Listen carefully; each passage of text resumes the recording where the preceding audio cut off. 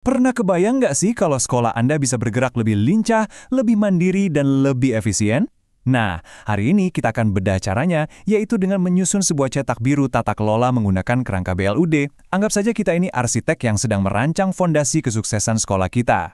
Oke, sebelum kita mulai membangun, kita lihat dulu yuk peta jalan kita. Ada 5 tahap utama yang akan kita lalui bersama untuk menyusun cetak biru ini. Jadi pertanyaan besarnya adalah ini.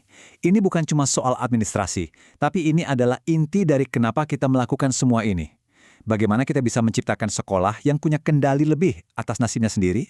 Kita masuk ke bagian pertama. Coba deh, jangan lihat dokumen tata kelola ini sebagai tumpukan kertas birokrasi yang bikin pusing. Anggap ini adalah rencana induk, sebuah cetak biru detail yang akan jadi panduan kita. Langkah paling awal, kelihatannya sepele ya, tapi ini penting. Memberi judul yang jelas dan resmi. Ini seperti menancapkan papan nama di sebuah proyek konstruksi besar. Dari sini, semua orang tahu apa yang sedang kita bangun. Oke, judul sudah ada. Sekarang, seperti halnya membangun rumah, kita butuh fondasi yang kokoh. Tanpa dasar yang kuat, sebagus apapun rencananya, semuanya bisa goyah. Fondasi hukum ini punya 2 pilar utama. Pertama, bagian pendahuluan. Ini adalah bagian kenapanya. Kenapa sih aturan ini penting? Lalu yang kedua, bagian mengingat.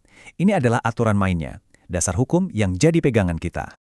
Yuk, kita bedah sedikit soal pendahuluan ini. Ini bukan sekedar basa-basi loh.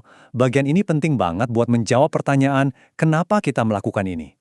Ini adalah kesempatan kita untuk meyakinkan semua pihak bahwa perubahan ini memang perlu dan akan membawa kebaikan. Fondasi sudah kuat. Sekarang, saatnya kita kenalan sama tim konstruksinya. Di bab 1 ini, kita akan mengidentifikasi siapa saja sih yang terlibat dalam proyek besar ini, siapa pemain utamanya. Tapi sebelum lanjut, kita samakan persepsi dulu ya soal BLUD. Apa sih ini sebenarnya? Gampangnya, BLUD itu semacam kekuatan super buat sekolah. Dia ngasih otonomi lebih. Bayangin deh, dulu mau beli komputer baru buat lab, bisa berbulan-bulan nunggu persetujuan birokrasi. Nah, dengan BLUD, proses ribet itu bisa dipangkas jadi, katakanlah, 2 minggu. Cepet kan? Itulah kekuatan fleksibilitas. Nah, ini yang menarik. Tabel ini fungsinya seperti peta hierarki. Jelas banget siapa ada di mana dan perannya apa.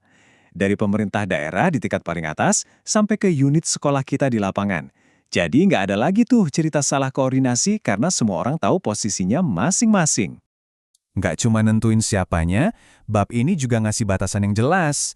Ibaratnya kita gambar garis di cetak biru, ini loh area kerja kita, ini kerangka mainnya. Jadi semuanya terfokus dan terarah. Sekarang kita masuk ke jantungnya cetak biru ini, bab 2. Kalau tadi kita bangun fondasi, sekarang kita lagi merancang denah lantainya. Di mana letak setiap bagian? Bagaimana alur kerjanya? Semua aktivitas sekolah sehari-hari kita desain di sini. Di bab ini ada 2 hal penting yang sering bikin bingung, struktur dan proses. Gini cara gampang bedainnya. Struktur organisasi itu soal siapanya. Siapa ada di tim, siapa lapor ke siapa. Nah, kalau tata laksana itu soal bagaimananya. Gimana cara tim ini kerja bareng, gimana keputusan diambil. Satunya soal orang, satunya lagi soal cara kerja. Nah, disinilah semuanya jadi gamblang. Setiap orang, setiap departemen punya deskripsi kerja yang super detail. Jadi nggak ada lagi tuh yang namanya lempar-lemparan tanggung jawab. Siapa yang harus approve proposal? Siapa yang urus inventaris? Semuanya tertulis hitam di atas putih. Ini resep jitu, biar nggak ada kerjaan yang tumpang tindih. Dan ujung-ujungnya tujuan dari bab ini cuma satu, yaitu menciptakan satu rencana operasional yang solid, jelas, dan jadi pegangan buat semua orang di sekolah. Satu panduan untuk semua. Oke, kita sudah sampai di bab terakhir. Tapi jangan anggap ini akhir ya. Justru ini adalah buku manualnya.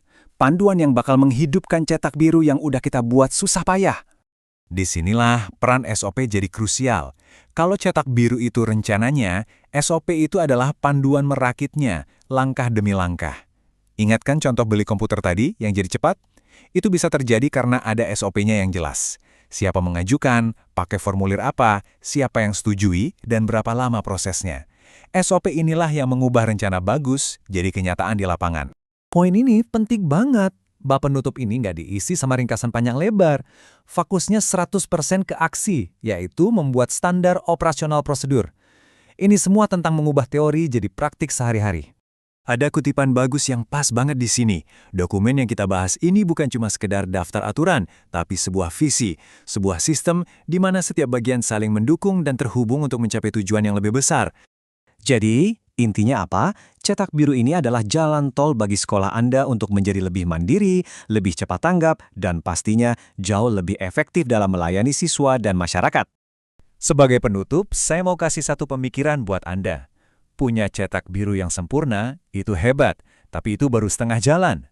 Pertanyaan selanjutnya adalah, gimana cara kita benar-benar menghidupkan visi ini? Apa yang dibutuhkan dari kita semua untuk memastikan ini nggak cuma jadi dokumen di laci? Nah, itu tantangan kita bersama.